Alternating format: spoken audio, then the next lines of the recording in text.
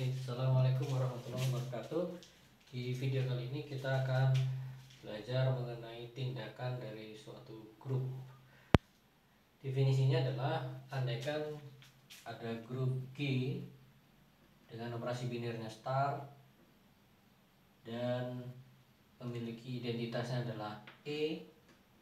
Kemudian juga andaikan M itu adalah suatu himpunan. Nah, tindakan grup G pada M itu adalah pemetaan alfa, yaitu pemetaan dari G cross M ke M sedemikian rupa sehingga harus memenuhi dua syarat ini, A dan B. Syarat pertama, bahwa alfa G, alfa G aksen, M itu harus sama dengan alfa G star G aksen, M. Ya, perhatikan di sini tentunya yang karena alfa G aksen, M ini sesuai definisinya itu harus anggota M, maka ini adalah anggota M. Nah, kemudian alfa G, ini juga anggota M, maka hasilnya sebelah kanan juga anggota M. Kemudian yang ini untuk memperhatikan bahwa syarat ini well defined ya. Kemudian ini yang di sini karena ini adalah operasi binar di G, maka G star G aksen juga anggota G. Dan syarat pertama ini tentunya untuk setiap G dan G aksen anggota G besar, kemudian M ini anggota M besar ini. Kemudian syarat kedua adalah alfa E, M hasilnya harus sama dengan M untuk setiap M kecil ini anggota M besar. Jadi itu sebagai definisi dari tindakan grup G terhadap himpunan M. Sebagai contoh sekarang, contoh yang sederhana, misalkan G itu suatu grup sembarang dan M juga suatu himpunan. Kita definisikan suatu tindakan alfa G cross M dipetakan ke M dengan definisinya adalah kalau ada unsur G dan unsur M, oleh alfa ini akan dipetakan ke M itu sendiri. Oke. Dari definisi ini jelas sekali bahwa ini untuk setiap G anggota G besar, untuk setiap M anggota M besar. Dari definisi ini jelas syarat nomor B ini pasti terpenuhi, tinggal diganti G-nya sama dengan E, karena tadi kan untuk setiap G anggota G besar itu, maka otomatis syarat ini terpenuhi. Nah, sekarang kita coba lihat apakah syarat yang A juga terpenuhi atau tidak. Berdasarkan definisinya ini, maka kalau kita hitung ini G, kemudian ini alfa, ini G aksen, M, sesuai definisinya, maka ini harus menghasilkan sama dengan M. Kita kembalikan ke sini, apapun G-nya di sini hasilnya harus tetap M. Maka ini pun juga hasilnya adalah M ini. Sehingga kita bisa tuliskan sekarang alfa, kemudian ini G, kemudian ini adalah M. Kemudian dengan menggunakan definisinya lagi, maka hasilnya juga sekali lagi apapun G-nya di sini hasilnya harus tetap M. Oke. Kemudian coba sekarang kita hitung yang sisi kanan ini. Alfa G star G aksen, M. Kita kembalikan lagi ke definisinya, jelas apapun G-nya hasilnya harus M-nya ini. Maka apapun yang di sini hasilnya harus yang ini, yaitu M juga. Lihat, ini sama dengan ini, maka berlakulah syarat A. Jadi dari sini bisa kita lihat bahwa alfa yang didefinisikan seperti ini, apapun grup G-nya dan apapun himpunan M-nya merupakan suatu tindakan grup G terhadap M. Kemudian contoh kedua yang mungkin biasa muncul di pembahasan di fisika, kita coba hapus yang ini.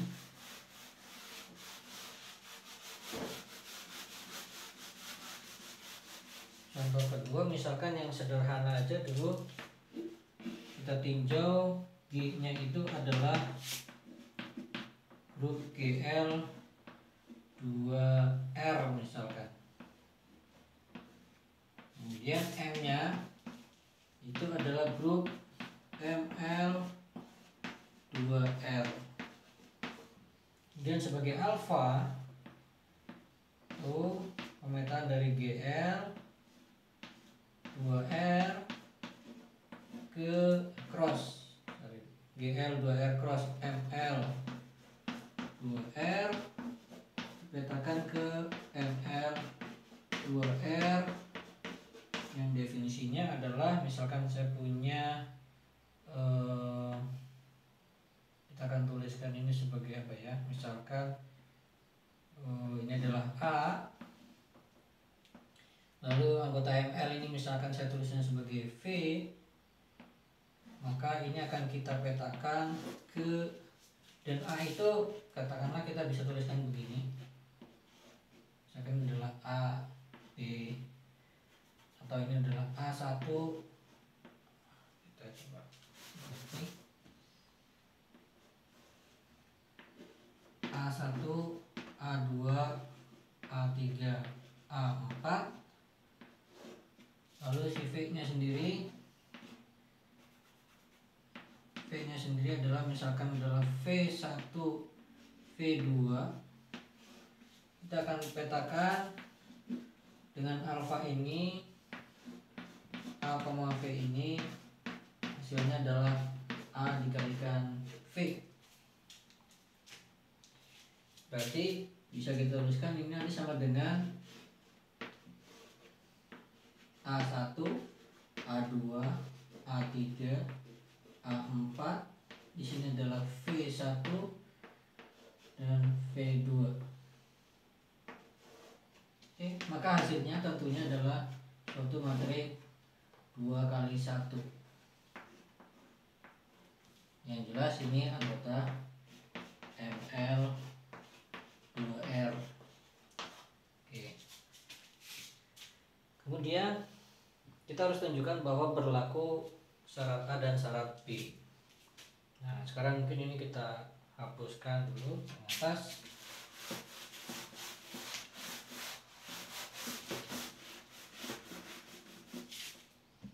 Oke, kita mulai dari sini aja dulu. Kita akan lihat yang syarat A dulu. Misalkan kita punya A, alfa A, di sini alfa B, V, misalkan seperti itu. Maka sesuai definisinya, ini adalah alfa A, alfa B, V tentunya adalah B kalikan V. Ya, kita kembalikan ke definisi ini. Berarti kita bisa tulis di sini alfa B, V ini adalah B kalikan V. Kemudian berdasarkan definisinya lagi, berdasarkan definisi alfa, maka ini akan kita tulis sebagai A dikalikan B, V. Nah, padahal perkalian matrik itu kan bersifat asosiatif, sehingga bisa kita tuliskan ini adalah AB dikalikan V. Nah, ungkapan ini dapat kita tuliskan sebagai tindakan dari anggota AB ini kepada V. Itu. Maka dari sini jelas syarat pertama, syarat A sudah terpenuhi. Kemudian syarat kedua, identitas di Gl2R tentunya adalah matrik identitasnya adalah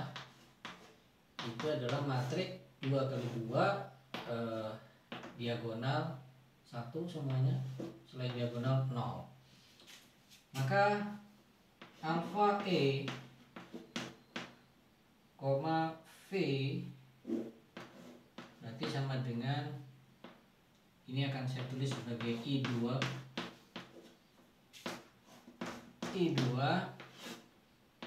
dikalikan V ini, dan tentunya hasilnya harus V bagaimana biasa di perkara matrik ya. Maka sudah bisa kita dapatkan bahwa ini juga memenuhi syarat yang nomor yang B ini, sehingga pemetaan alfa yang definisinya adalah semacam ini itu sudah sah untuk disebut sebagai tindakan dari grup GL 2R ke grup ML 2R. Definisi ini bisa kita perluas lagi untuk sembarang N ya. Ini N, ini N. Gitu. Oke, ini contoh kedua. Sekarang kita coba ambil contoh ketiga. Kita hapus dulu yang bawahnya aja, yang ini.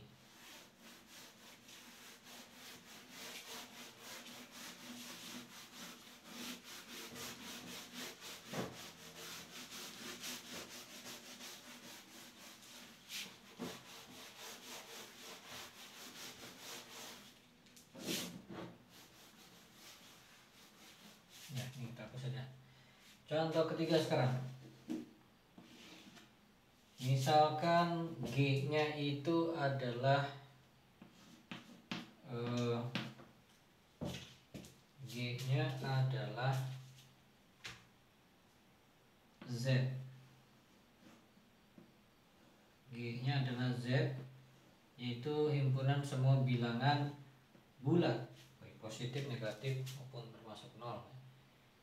Kemudian sebagai M-nya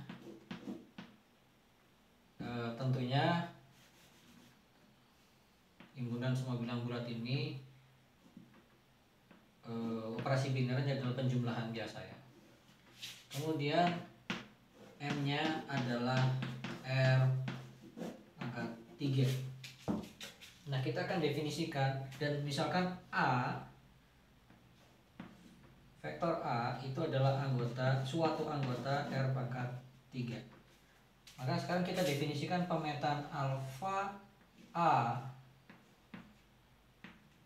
pemetaan dari Z cross R pangkat 3 ke R pangkat 3, yang definisinya adalah kalau ini adalah N anggota Z, kemudian ini katakanlah vektor R anggota R pangkat 3, maka akan dipetakan oleh alfa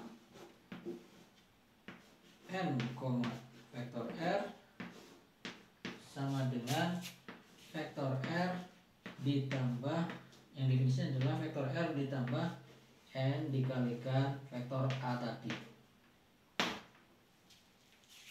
Oke. Maka sekarang kita cek apakah memenuhi syarat yang A. Kita akan lihat alfa A dari, misalkan ini adalah N, alfa A, lalu ini katakanlah N aksen, R misalkan, maka sesuai definisinya ini dia. Kita akan tuliskan dulu ini alfa A, lalu adalah N, nah yang ini kita tuliskan menurut definisi ini menjadi R ditambah dengan N aksen dikalikan vektor A. Oke. Kemudian ini kita lanjutkan dengan menggunakan definisi alfanya, alfa A, ini alfa A. Maka ini menjadi R plus N aksen A ditambah dengan n dikalikan vektor A.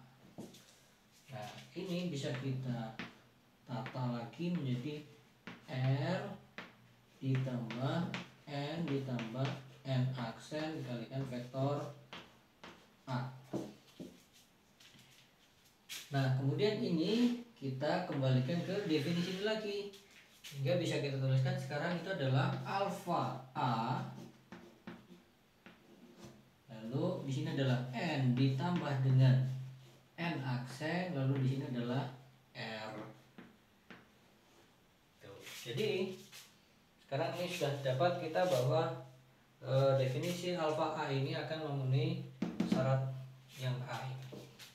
Kemudian syarat B, identitas di grup Z ini tentunya karena ini adalah operasinya penjumlahan, maka identitasnya adalah 0. Sehingga kalau kita tulis di sini sekarang, kita pindah ke sini, identitasnya adalah 0, maka alfa 0, R tentunya sesuai definisi ini berarti adalah R ditambah 0 dikalikan vektor A sama dengan tetap vektor R. Dan ini berlaku untuk setiap R anggota dari R pangkat 3. Oke. Jadi sampai di sini alfa A ini juga sah untuk disebut sebagai tindakan grup, yaitu tindakan grup Z plus ke R pangkat atau pada R pangkat 3. Jadi dari awal tadi pembahasan tindakan grup, definisinya sudah, kemudian juga sudah diberikan 3 contoh. Harapannya cukup memberikan gambaran awal atau yang ya minimal sudah cukup jelas terkait dengan konsep tindakan grup. Baik, mungkin untuk sementara pembahasannya dicukupkan sampai di sini. Kalau perlu ada yang didiskusikan bisa disampaikan di kolom komentar. Terima kasih. Assalamualaikum warahmatullahi wabarakatuh.